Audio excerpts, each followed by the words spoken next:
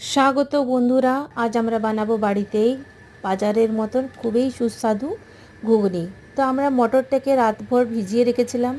এবার ওটাতে নুন হলুদ দিয়ে প্রেসার কুকারে একটা আলু দিয়ে 2 সিটি 3 সিটি যার যেমন সেদ্ধ হয় সিদ্ধ করে নেব।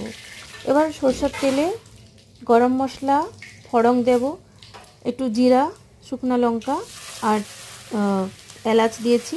এবার আমি কুচনো পেঁয়াজ আর কয়েকটা কাঁচা লঙ্কা চিরা দিয়ে দিয়েছি।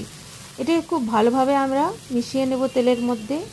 একটু লালচে ভাজা হয়ে গেলেই এটাতে আবার আমি পেঁয়াজ বাটা, রসুন বাটা, আদা বাটা দিয়ে আবার একটু কষিয়ে নেব। তারপর আমরা দিয়ে দেবো এটাতে কিছু ভাজা মশলা, যেমন ধনে জিরে আর লঙ্কা গুঁড়ো।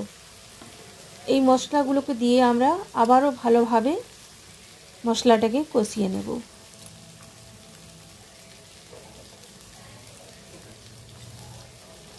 তা আপনারা ঝাল বুঝে আর ঝাল দেবেন, যে যেমন ঝাল খায়।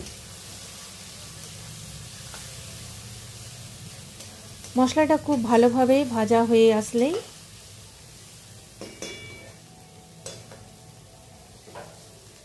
তেল ছেড়ে নিচ্ছে। তেল ছেড়ে নিতে আমরা এটাতে একটা ম্যাগি মশলা প্যাকেট দিয়ে দেব।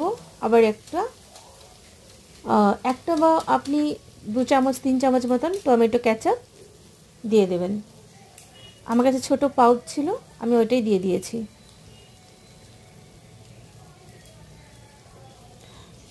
ম্যাগি মশলা আর টমেটো কেচাপটা অবশ্যই দেবেন, তাতে স্বাদটা খুবই ভালো হয়ে যায়।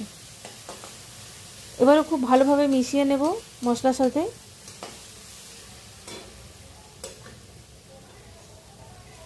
ভাজা হয়ে আসছে, এর মধ্যে আমরা সেদ্ধ করা মটর আর আলুটা ঢেলে দেব। মটরটা খুব ভালোভাবে সেদ্ধ হয়ে গেছে।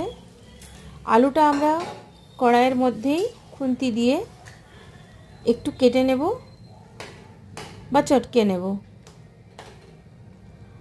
এইভাবে খুব ভালোভাবে মশলার সাথে আমরা মটরটাকে মিক্স করে নেব। মটরটা মিক্স হয়ে গেলেই, ভালোভাবে ফুটে গেলেই ওপর থেকে একটু চাট মশলা দিয়ে দেব। ব্যাস ফিনিশ। আপনারা চাইলে ধনেপাতা দিতে পারেন, আমার কাছে আজ অ্যাভেলেবেল ছিল না তাই আমি দিইনি। চাট মশলা দিয়ে এটা ভালোভাবে মিক্স করব। এবার বাটিতে সার্ভ করব, ওপর থেকে কাঁচা পেঁয়াজ আর ধনেপাতা কুচি দিয়ে। ধন্যবাদ বন্ধুরা, কেমন লাগলো অবশ্যই বলবেন।